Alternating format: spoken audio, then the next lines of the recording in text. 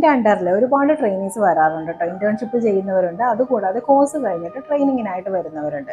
ഇവർ പലരും ഇപ്പോൾ ഡയറ്റീഷ്യൻ കോഴ്സാണ് എടുത്തിരിക്കുന്നതെങ്കിൽ പോലും ജങ്ക് ഫുഡൊക്കെ നന്നായിട്ട് കഴിക്കുന്ന കുട്ടികളാണ്. ഓർഡർ ചെയ്തും കഴിക്കും, ക്യാൻറ്റീനിൽ നിന്നാണെങ്കിലും ഫ്രൈഡ് സാധനങ്ങളൊക്കെ വാങ്ങി കഴിക്കാറുണ്ട്. പുറമേ നിന്ന് ഓർഡർ ചെയ്ത് നന്നായിട്ട് ഫുഡ് കഴിക്കുന്ന കുട്ടികളുമുണ്ട്.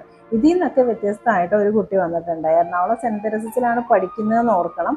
ഈ കുട്ടി കറക്റ്റായിട്ട് ലൈഫ് സ്റ്റൈല് നന്നായി ഫോളോ ചെയ്യുന്ന ഒരു കുട്ടിയാണ്. പുറമേ നിന്ന് ഒരു ഭക്ഷണവും കഴിക്കില്ല, വീട്ടിൽ കുക്ക് ചെയ്ത ആഹാരം മാത്രമേ കഴിക്കുള്ളൂ.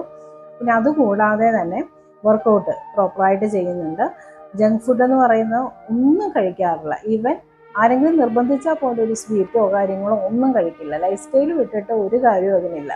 പക്ഷെ ആ ഏജ് ഗ്രൂപ്പിൽ അങ്ങനെ ചെയ്യാന്ന് പറഞ്ഞാൽ വളരെ വലിയൊരു കാര്യമാണ്. ആഫ്റ്റർ 40 ഇപ്പോൾ ഡയറ്റും ലൈഫ് സ്റ്റൈലും ഒക്കെ മുന്നോട്ട് കൊണ്ടുപോകുന്നത് അത്ര വലിയ കാര്യമൊന്നുമില്ല, നമുക്ക് വേണമെങ്കിൽ ചെയ്യാവുന്ന കാര്യം കൂടെ ഉള്ളൂ. പക്ഷേ ഈ ഒരു ഏജ് ഗ്രൂപ്പ്, അതായത് ഒരു 23 ആ ഒരു ഏജ് ഗ്രൂപ്പിലൊക്കെ ലൈഫ് സ്റ്റൈൽ കറക്റ്റായിട്ട് കൊണ്ടുപോകുക എന്ന് പറയുന്നത് വലിയ കാര്യം തന്നെയാണ് കേട്ടോ. ഇപ്പോൾ നിങ്ങൾക്കൊരു ലക്ഷറീസ് ആയിട്ടുള്ള വാഹനം, ഉദാഹരണം ഒരു BMW ഉണ്ടെന്ന് വിചാരിക്കാം. ഇതിലൊരു ലോക്കൽ ആയിട്ടുള്ള ഇന്ധനം നിങ്ങൾ നിറയ്ക്കുമോ? ഒരിക്കലും ഇല്ലല്ലോ. കുറച്ചുകൂടെ ക്വാളിറ്റി കൂടിയ ഇന്ധനം നിറയ്ക്കാനല്ലേ ശ്രമിക്കുള്ളൂ.